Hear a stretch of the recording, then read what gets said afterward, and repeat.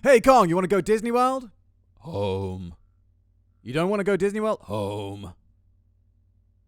But it's Disney World. Everyone wants to go to Disney World. Home! Hi, and welcome back to the inside of my head when I cannot get enough of that Godzilla Dominion flavor! That's a 10. I don't know about you, but I cannot stop thinking about these panels from Godzilla Dominion. But I need to know more about this Kong that supposedly had Godzilla running for his life. Let's call him Brian. So why is this worth talking about? It's only a couple of panels, right?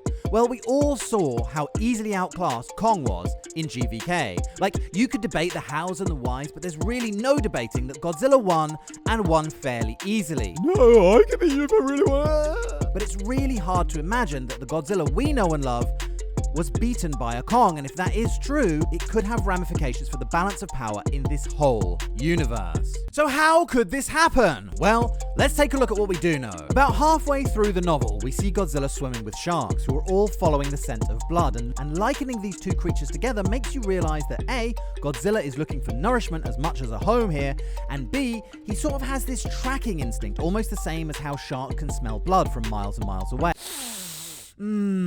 Which is almost akin to a sixth sense. You could also interpret this scene as the shark smelling Godzilla's blood and going, oh, yummy, yummy, yummy, free meal. And then them seeing Godzilla and going, oh no, okay, swim away. The idea of Godzilla having a sixth sense is pushed further in these panels, where he uses his instinctive telepathy, his connection with the earth and the elements, to look for his home and this source of nourishment that he needs. Let me read you a section.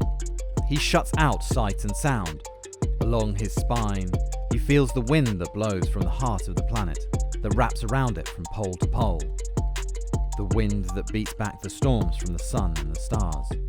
Now that right there is some pretty interesting shit, because this, to me, sounds like a reference to the Magnetosphere. Fucking magnets, how do they work? Well, thanks for asking, Shaggy 2 Dope. Let me explain. So the magnetosphere is essentially a magnetic field generated by the Earth's core that protects the atmosphere from being stripped away by solar winds. Now, it sounds very much that our G-Man here is very much tapped into this, and that's how he can feel a lot of the stuff that's going on completely different sides of the globe, and how he's connected to the other Titans, etc., etc., etc. Anyway, this ain't no science class. Let me read a bit more. Here and there, the winds blow strange. They eddy. They fold into places. Like a place from long ago. A place he might call home, had it not been for the rival, the one who drove him out. It shows us a flashback of Godzilla arriving at an island to be greeted by the indigenous people, and we see Brian's twitchy, unhinged eyes in the background. Then, later in Dominion, Godzilla arrives at this island, and he instantly senses this great rival of his. But when he calls out to announce himself, Eehow! Wait, what the fuck is that supposed to say? Eehow! He receives no reply, and that's because the rival he sensed was actually Tiamat, who he battles and defeats. Okay, bye! Or seeing the skull of his old rival. And oh lordy lordy, this whole thing has just opened up a shit ton of questions. So my first question would be, where is this second layer?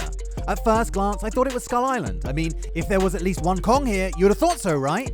Have there been known to be other Kongs elsewhere? I mean, not to my knowledge. Another clue could be, looking for clues about Godzilla, looking for clues about Godzilla. Wait, what is that? Let's zoom in.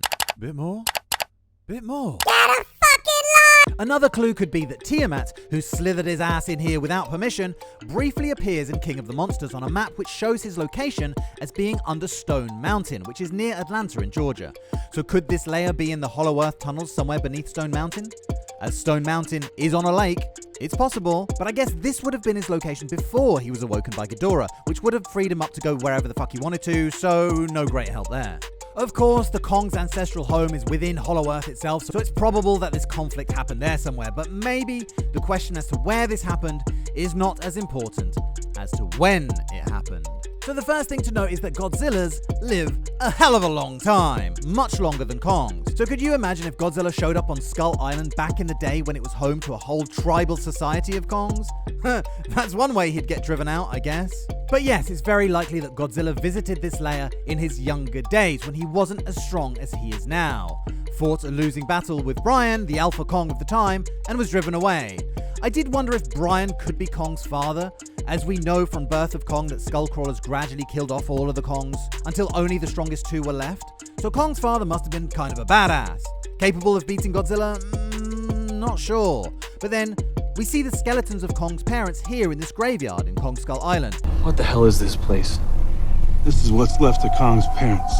And not in the cave, so it can't be his father. So the question becomes moot anyway.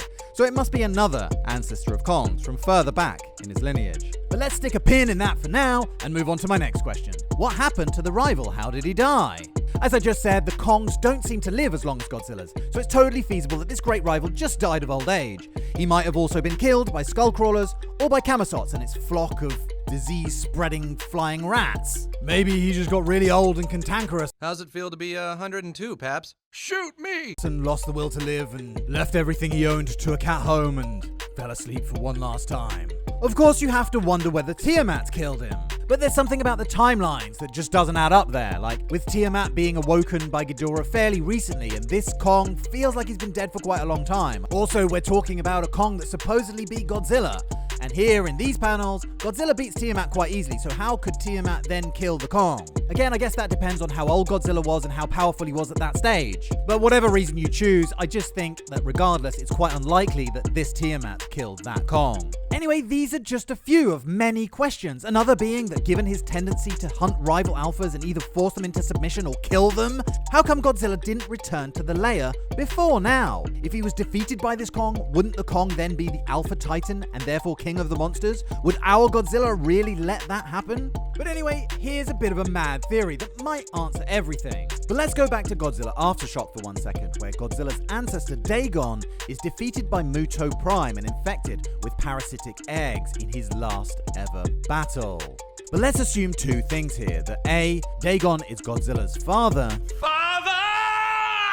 and B, that this wasn't his final battle. You see where this is going? So assuming that Dagon is Godzilla's father, knowing he is wounded and dying, he goes to his young offspring and tries to find a new, safe place for him to grow up, and they stumble on what seems to be the perfect lair in the Hollow Earth tunnels. But unbeknownst to them, it's already inhabited by the most monolithic and ugly brute bastard ever given birth to. Dagon tussles with the Kong, allowing our young Godzilla to escape. And even though he's massively weakened from the fight with Muto Prime, eventually Dagon is victorious and he kills this Kong. And even though he wants to go and find his son, he's afraid that the eggs will soon erupt from his belly. So he reluctantly says goodbye before limping off to the cave in the Philippines and slowly letting himself die there. It would explain how the Kong technically did drive Godzilla off of the island, but at the same time it would keep the hierarchy of power intact. Anyway, this is just some baloney that I've come up with, but I'm very curious to hear your thoughts and theories. Who the hell is this guy and how did he beat Godzilla? Are we dealing with some Super Kong? Or was it just because Godzilla was really young at the time? Anyway, let me know what you're thinking in the comments below, and I'm going to be back really soon for the next one.